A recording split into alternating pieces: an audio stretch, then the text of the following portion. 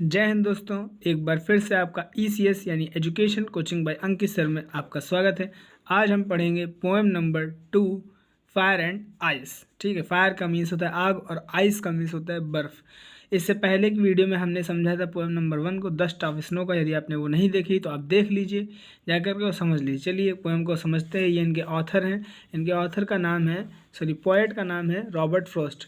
Author कहते हैं pros में और पोइट्री में कहते हैं पोएट। ठीक है, अब ये अबाउट द पोएट है, आप पोएट के बारे में पढ़ लीजिएगा, इनके बारे में दिया गया है। ठीक है, ये अबाउट द पोएम है। इसी को हम सेंट्रल आइडिया भी कहते हैं, लेकिन मैं इसकी आपको सेंट्रल आइडिया अलग से लिखवाऊंगा, जो कि बहुत इंटरेस्टिंग, बहुत ही सरल तरीके से लिखवाऊंगा ताकि आपको पूरे नंबर मिल सके। अब चलिए समझते हैं कि पोएम में रॉबर्ट फ्रॉस्ट जी ने क्या बताया हुआ है। देखिए दोस्तों, यहाँ पे मैं थोड़ा सा आपको पहले से ऐसे ही समझा देता हूँ। यहाँ पे जो है फायर एंड आइस, आग और बर्फ़ के ऊपर कोई क्या करता लिखेगा, तो फायर एंड आइस को यहाँ पे पोएट ने कंपेयर किया है। ठीक है, देखिए किससे कंपेयर किया, मैंने यहाँ पे लिख रखा है कि फायर को कंपेयर किया है डिज़ायर से। यहाँ पे फायर का मतलब है डिज़ायर, ग्रीड, लस्ट। डिज़ायर का मतलब क्या होता है, इच्छा। ग्रीड मतलब लालच। लस्ट का भी मतलब कामना, मतलब जिसके अंदर कामना बहुत उठती है कि ये पाना है, वो पाना है, ये लेना है, वो देना है। तो फायर का मतलब यहाँ पे इच्छा। ठीक है, तो और आइस का मतलब है हेट। हेट का मतलब घृणा। तो कवि ने यहाँ पे फायर की तुलना, ठीक है, फायर को कंपेयर किया है लालच से, डिज़ायर से, जो कि मनुष्य के अंदर होता है, और आइस को तुलना किया घृणा से, हेट से, जो भी मनुष्य के अंदर होता है। अब चलिए समझते हैं कि इसमें कवि ने क्या कहा है। ठीक है, देखिए कवि कहते हैं कि some says the world will end in fire. Some says का मतलब कुछ, सम मतलब कुछ लोग कहते हैं द वर्ल्ड दुनिया, विल होगी एंड अंत, दुनिया का अंत होगा, इन फायर आग में। कवि कहता है कि कुछ लोग कहते हैं कि दुनिया का अंत आग से होगा। सम सेज इन आइस, और कुछ लोग कहते हैं कि बर्फ से होगा। तो आग से होगा कहने का मतलब क्या, आप जैसे कि आप वर्तमान समय में देख ही रहे होंगे, दिन प्रतिदिन टेम्परेचर बढ़ता जा रहा है, ग्लोबल वार्मिंग बढ़ती जा रही है। तो लेकिन यहाँ पे आग को कंपेयर किया गया है डिज़ायर से। देखिए मनुष्य के अंदर क्या है, बहुत सारी डिज़ायर्स होती हैं, लालच होता है। ठीक है, मनुष्य अपना जीवन लालच में बिताता है, तो वो अपनी इच्छाओं को पूर्ति के लिए, और उसके पास विवेक होता नहीं, चूँकि उसने ज्ञान हासिल नहीं किया होता इसलिए उसके पास विवेक नहीं होता है। तो अपनी इच्छाओं की पूर्ति के लिए किसी भी हद तक चला जाता है, रिश्वत देता है, मार देता है, किसी को गला काट देता है, हत्या कर देता है। तो अपनी इच्छाओं की पूर्ति के लिए मनुष्य किसी भी हद तक चला जाता है। जैसा कि आप वर्तमान समय में देख रहे होंगे, बहुत सारे जानवर मारे जा रहे हैं, बहुत सारे जंगल काटे जा रहे हैं, और जब जंगल काटा जाएगा तो क्या होगा, टेम्परेचर बढ़ेगा। टेम्परेचर बढ़ेगा तो बर्फ़ पिघलेगी। ठीक है, बंजर खेत सारे क्या हो जाएंगे, बंजर हो जाएंगे, वर्षा होगी नहीं, गर्मी बहुत पड़ेगी, अकाल पड़ेगा और लोग मर जाएंगे। और जब ज़्यादा टेम्परेचर बढ़ेगा तो आग बरसेगी ऊपर से।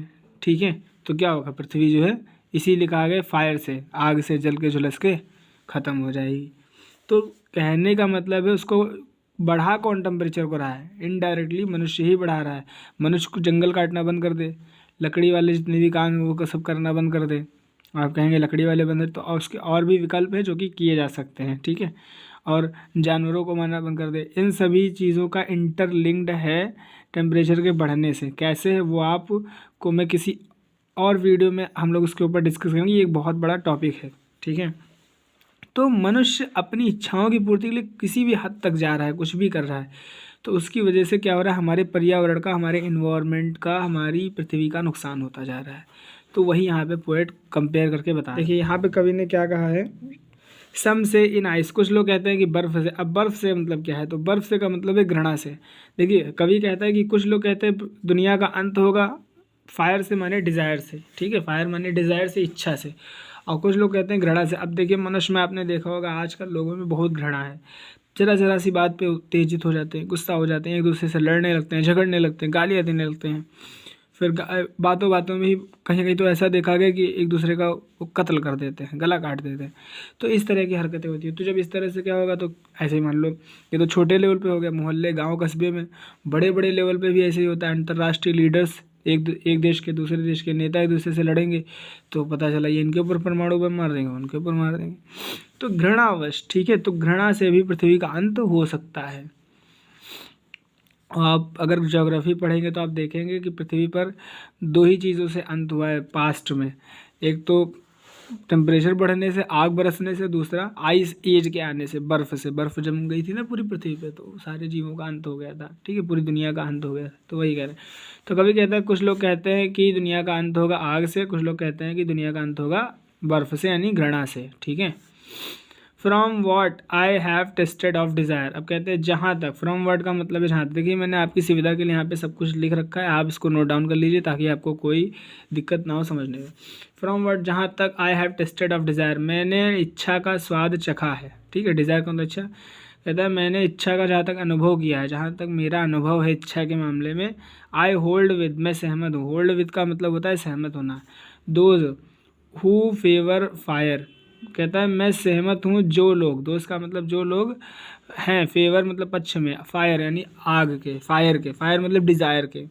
तो जो लोग डिज़ायर के पक्ष में है, माने जो लोग ऐसा कहते हैं कि पृथ्वी का अंत फायर से होगा, लालच से होगा, लस्ट से होगा, डिज़ायर से होगा, मैं उनसे सबसे सहमत हूँ, ठीक है। ऐसा हाँ है, क्योंकि मैंने डिज़ायर का क्या किया है, अनुभव किया हुआ है। डिज़ायर बहुत खतरनाक चीज़ होती है। एक कामना पूरी होती है, दूसरी आ जाती है, दूसरी पूरी, तीसरी आ जाती है, और नहीं जब पूरी होती तो क्रोध बहुत आता है कि हमको नहीं मिला, ठीक है, हम चाहते थे, गुस्सा ही बहुत आता है। फिर देखिए आगे कहते हैं, but if it had to perish twice, लेकिन कहते हैं बट, लेकिन, इफ़ यदि, इट मतलब दुनिया, इट मतलब क्या है यहाँ पे वर्ड, दुनिया का, हैड टू पेरिश का मतलब विनाश, पेरिश मतलब होता है विनाश, ट्वाइस मतलब 2 बार। तो कभी कहता है कि यदि दुनिया का 2 बार विनाश होना है, तो कहता है आई थिंक, मुझे लगता है, आई नो मैं जानता हूँ, इनफ ऑफ हेट, मैं घृणा के बारे में पर्याप्त मात्रा में जानता हूँ। वो कहता है मुझे लगता है कि मैं घृणा के बारे में पर्याप्त मात्रा में जानता हूँ, टू से कहने के लिए, डैट की, फॉर डिस्ट्रक्शन विनाश के लिए, आइस इज़ आल्सो ग्रेट, बर्फ़ भी बहुत महान है, ठीक है। बर्फ़ भी बहुत महान है मतलब बर्फ़ भी बहुत ज़्यादा बड़ी है, महान है, ठीक है। वो कहता है अगर दुनिया को 2 बार विनाश होना है, एक बार फायर से, ठीक है, एक बार जैसे लोगों की इच्छाओं से, टेम्परेचर बढ़ने से, फायर से विनाश हो गया, लेकिन उसमें भी कुछ लोग बच गए, ठीक है। सारे लोग थोड़ी मर जाते हैं, कुछ ना कुछ बच जाएंगे, तो कुछ लोग जो बच गए, तो फिर से अगर जब विनाश होगा तो अब की बार होगा आइस से, घृणा से। लोगों के अंदर एक दूसरे के प्रति घृणा बहुत होगी, आइस से होगा, ठीक है। तो उससे वो कहता है मुझे लगता है फिर उसके विनाश के लिए आइस भी बहुत महान है, आइस भी बहुत ग्रेट है। एंड वुड सफाइज, और ये पर्याप्त होगी, वही सफाइज का भी मतलब होता है पर्याप्त होना, ठीक है। तो दोस्तों इस पोएम में केवल इतना कवि ने बताया है कि दुनिया का विनाश, वो लोग बताता है कि लोग कहते हैं कि दुनिया का विनाश 2 प्रकार से हो सकता है, एक तो फायर से और एक आइस से। फायर का मतलब डिज़ायर से, इच्छा, लालच से, और आइस का मतलब घृणा से, ठीक है। वो कहता है मैंने डिज़ायर का बहुत अच्छे से अनुभव किया हुआ है, इसीलिए मैं उन लोगों से सहमत हूँ जो लोग कहते हैं कि इच्छा से दुनिया का अंत हो जाएगा। और कहता है अगर कुछ लोग बच गए तो बाद में घृणा काफ़ी होगी दुनिया को ख़त्म करने के लिए। तो दोस्तों यहाँ से हमें एक लर्निंग भी लेनी चाहिए, जैसा कि मैंने आपको पिछली वीडियो में, पिछली पोएम में भी एक लर्निंग बताई थी। लर्निंग इज़ डैट, लर्निंग यह है कि हमें ज़्यादा इच्छाएं नहीं रखनी चाहिए, ठीक है। हमें अब इच्छा रखने का मतलब ये भी नहीं कि साधु सन्यासी हो जाना, मेरा ये मतलब नहीं है। कहने का मतलब जितनी आपको ज़रूरत है जिस भी चीज़ की, आप वो चीज़ हासिल करें, उस चीज़ की इच्छा करें, और जब वो आपको मिल जाए तो आप उसकी इच्छा को त्याग दें, फिर, क्योंकि इच्छाएं कभी ख़त्म नहीं होती, मन की इच्छाएं अनंत हैं। आप 10 रुपये कमाएंगे, फिर आपका मन होगा 100 रुपये कमाएं, फिर आपका मन होगा 1000 कमाएं, फिर आपका मन होगा 10,000 कमाएं, फिर आपका मन होगा 1 लाख, 10 लाख, 1 करोड़, कभी ख़त्म नहीं होगा। एक आपके पास गाड़ी हो गया, आप कहेंगे कार तो स्कूटर, तो सॉरी स्कूटर तो ट्रक, और बढ़िया कार, करोड़ों की कार, BMW, रॉयल्स रॉयल्स।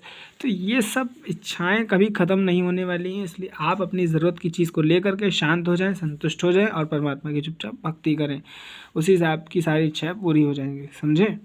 और दूसरा, हेट, किसी से भी घृणा ना करें, क्योंकि घृणा करने से कोई मतलब नहीं है। अगर आप घृणा करेंगे तो आपके मन में नकारात्मक विचार उत्पन्न होंगे, और नकारात्मक विचार उत्पन्न होंगे तो आप पॉजिटिव काम कैसे करेंगे बताइए। निगेटिव थॉट्स को लेकर के पॉजिटिव काम नहीं किया जा सकता है। तो दोस्तों यहाँ से यही हमारी लर्निंग है। आई होप दोस्तों आप बहुत अच्छे से इस कविता को समझ गए होंगे, ठीक है। अब इसकी नेक्स्ट वीडियो में मैं आपको समझाऊंगा इसकी सेंट्रल आइडिया। तो आज के लिए इतना ही, तब तक के लिए जय हिंद।